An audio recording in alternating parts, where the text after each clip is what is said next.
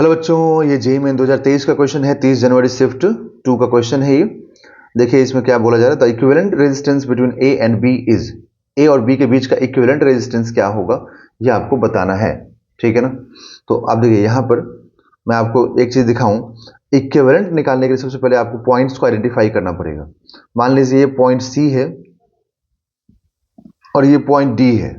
तो देखो ये सी है और यहां से यहां तक कोई रेजिस्टेंस नहीं है। इन दोनों के बीच में कोई रेजिस्टेंस यहां तक नहीं है। इसका मतलब ये भी क्या हो जाएगा, ए हो जाएगा। फिर यहां से यहां तक कोई रेजिस्टेंस नहीं है।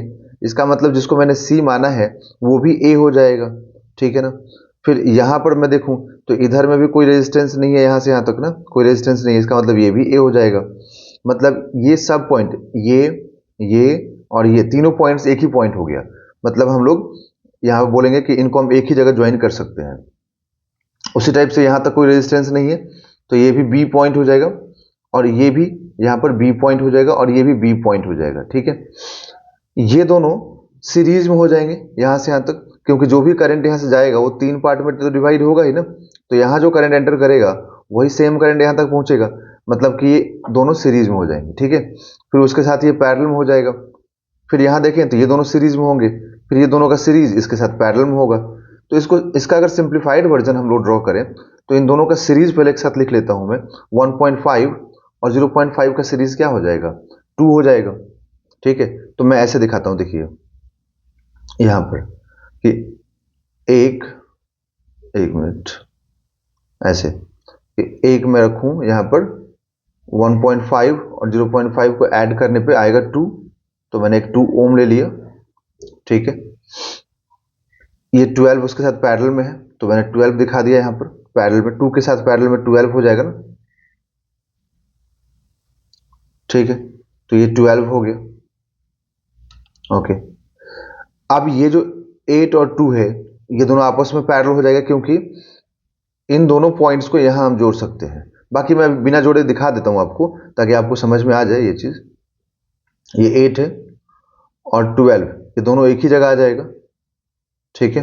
फिर यहां से वापस से दो रेजिस्टेंस से स्टार्ट होगा जो एक ही जगह पे यहां पर आएगा। ठीक। ये 8 ओम और ये 2 ओम। ठीक है। ये एक है 6 और 4 है ना, तो 4 और 6 है तो 4 ओम और ये 6 ओम। ठीक। ओके। अब यहां देखिए ये दोनों का 2 हो जाएगा और ये 6 उसके साथ पैरेलल में।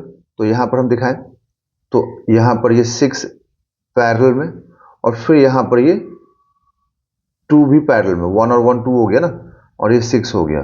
तो ए और ये बी। ओके।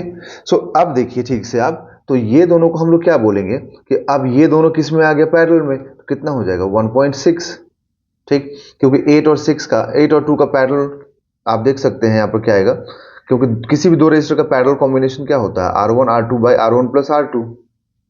तो यहाँ पे 8 इंटू 2 बाई 8 प्लस 2 करेंगे आप तो 1.6 ओम आएगा। ठीक है। और यहाँ पर इन दोनों का पैरेलल सॉल्व करेंगे तो 6 इंटू 4, क्योंकि R1 into R2 upon R1 plus R2 तो क्या आएगा 2.4।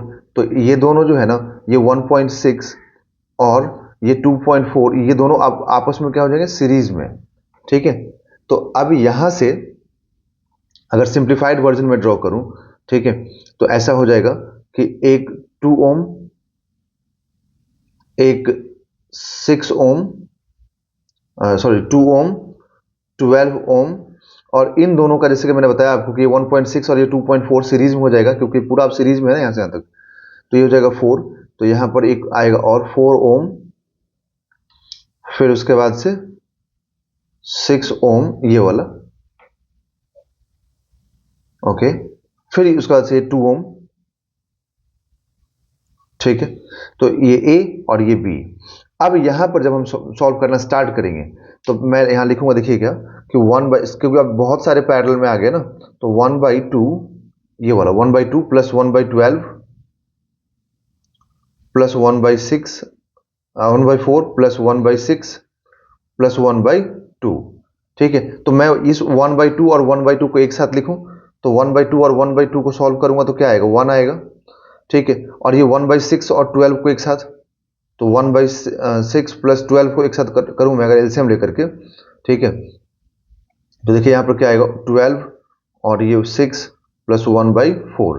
ठीक, तो इनको सॉल्व कर लूँ अगर मैं, तो मुझे मिलेगा यहाँ से 1। अब इसको सिंप्लीफाई देखिए करना पड़ेगा ना आपको, बिना सिंप्लीफाई किए तो आप सॉल्व कैसे कर सकते हैं, नहीं कर सकते। तो यहाँ पे 12 इंटू 6 प्लस 12 प्लस 6, मैं इसको 1/1 सॉल्व कर रहा हूँ ताकि सिंपल बने बिल्कुल।